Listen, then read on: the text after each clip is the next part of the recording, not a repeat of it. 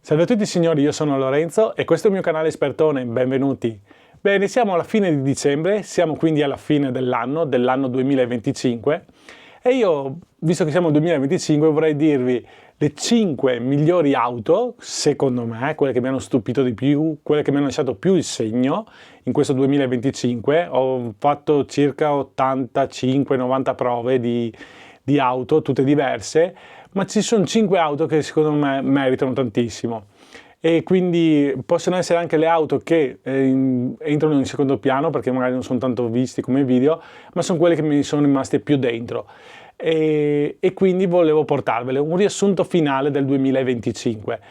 Non è detto che le altre auto non vadano bene o vadano meglio o peggio, è solo quello che a me sono rimaste dentro, quelle che mi sono piaciute di più per vari motivi X che adesso andrò ad elencarvi.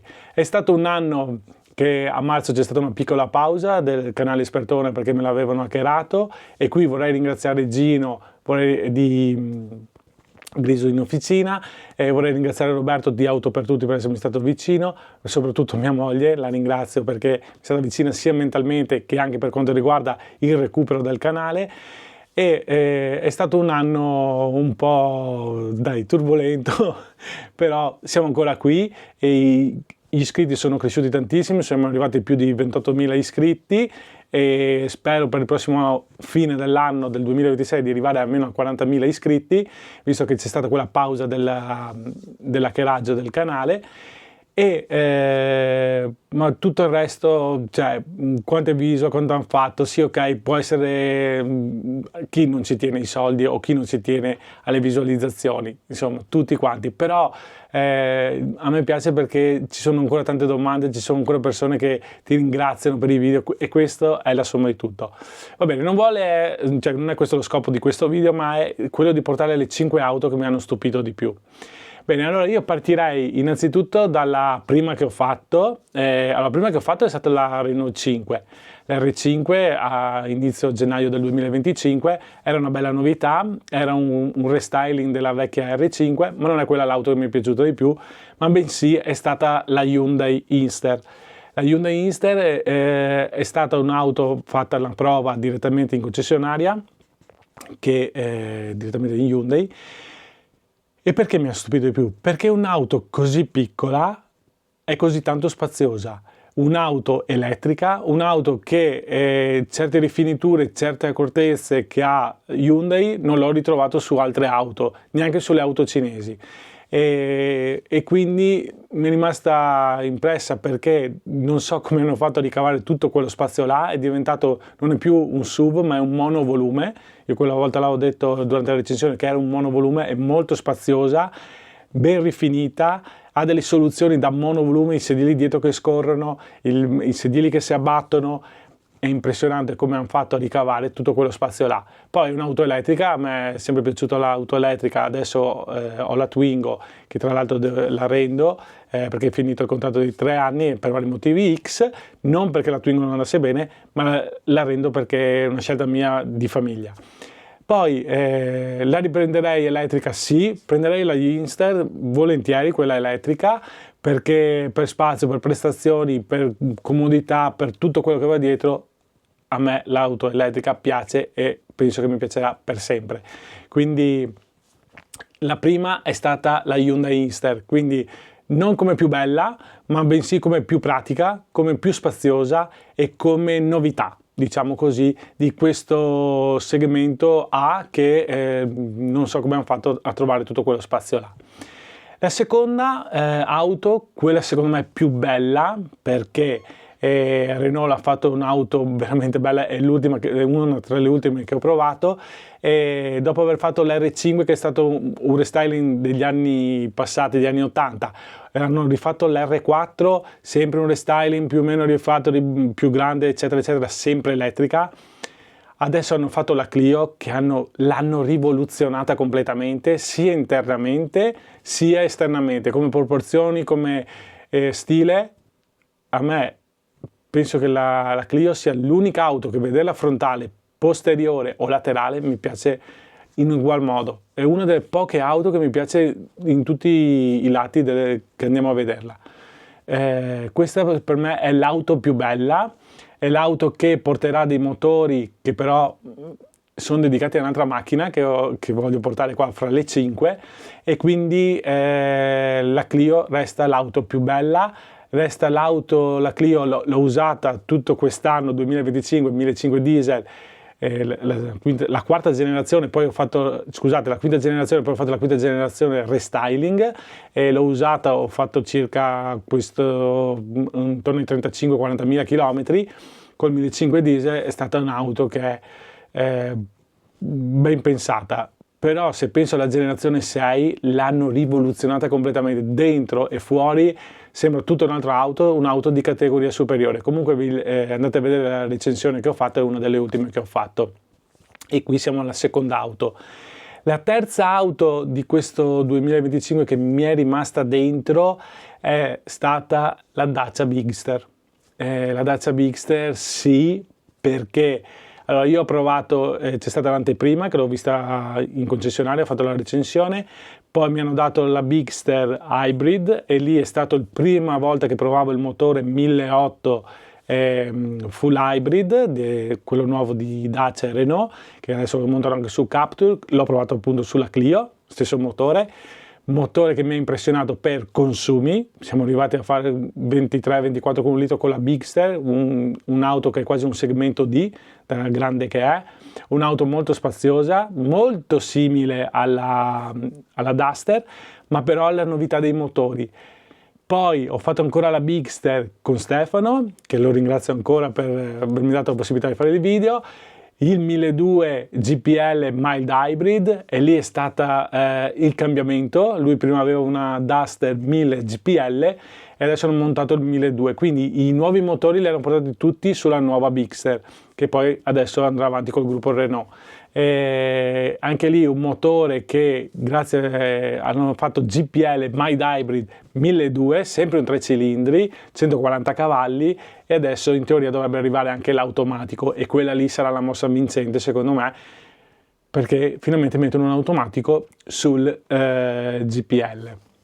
E questa è stata la terza auto che mi è rimasta più dentro, la Bigster, perché già la Duster mi piaceva tantissimo. La Bigster l'hanno fatta ancora più grande, non è solo una Duster più grande come ho detto già nel video recensione, che in caso andate a vederlo, hanno messo tante cose in più, tipo le bocchette dell'aria dietro, l'hanno allungata un po', il bagagliaio ancora più grande, lo fanno col tettuccio panoramico che prima mai visto su una Dacia, i fari adesso vabbè, gli hanno abbaglianti a LED, ma lì basta cambiare le lampadine in caso.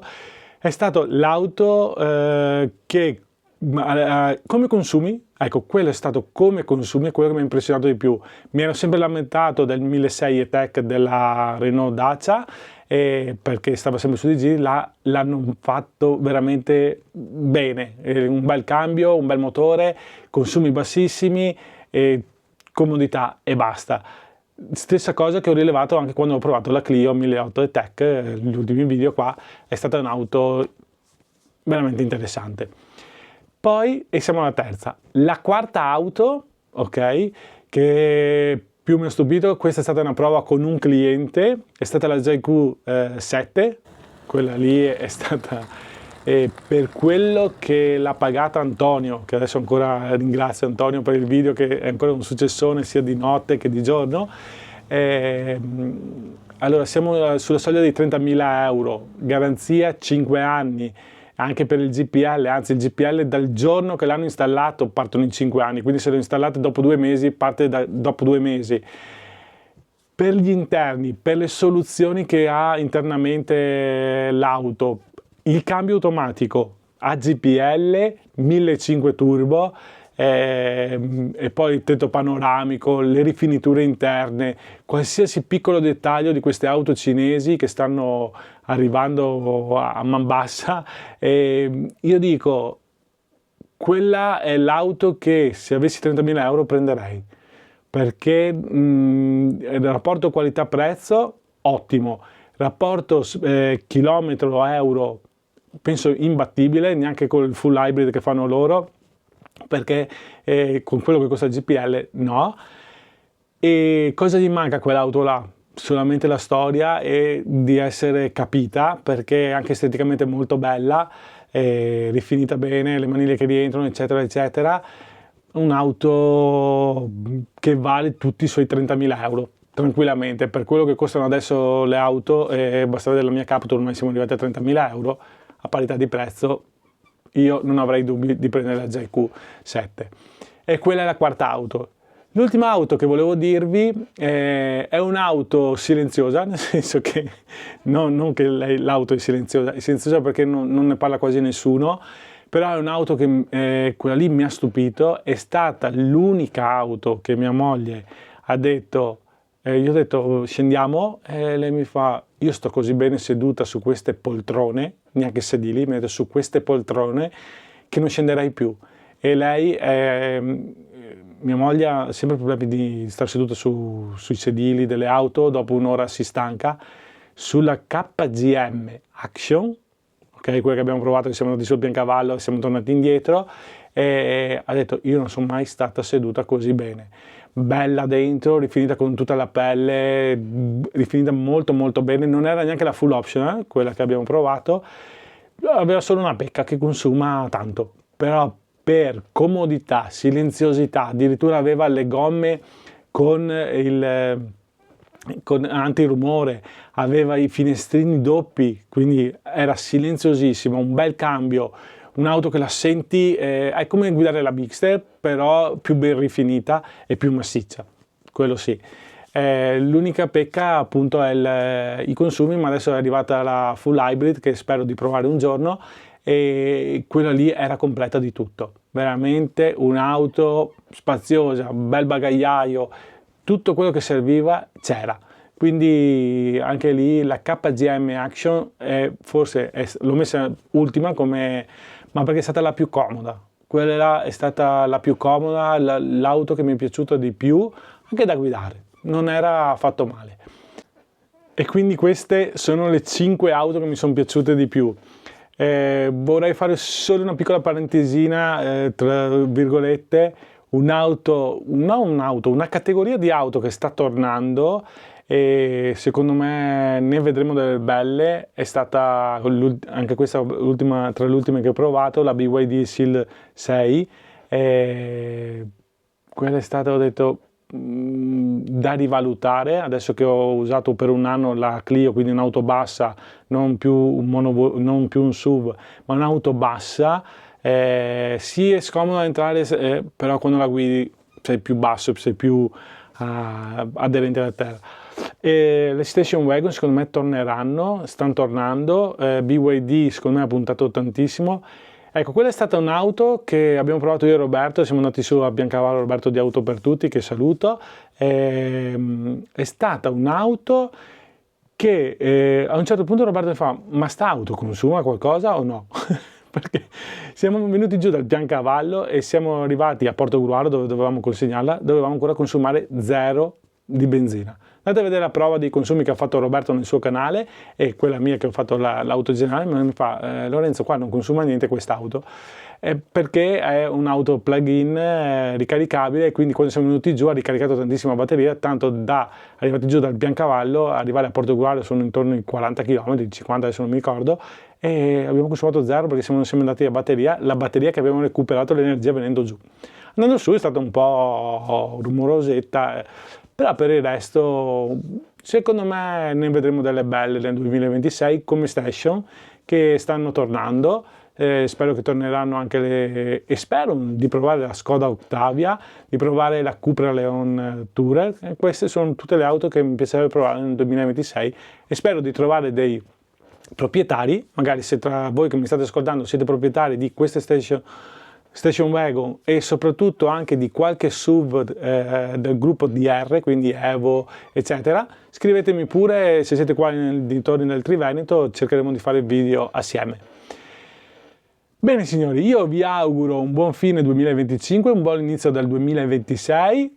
È stato un video così, volevo portarvelo per rendervi un po' partecipi. Ringrazio tutti quelli che si sono iscritti, ringrazio tutti quelli che mi seguono, ringrazio i fedelissimi del canale e vi auguro un buon 2026, un buon 2027 per sempre, che ci sia tanto, che vada tutto bene, ecco, perché di male ce n'è in giro e anche troppo. Signori, grazie a tutti e se non vi siete iscritti, iscrivetevi adesso che siete ancora in tempo. Ciao a tutti!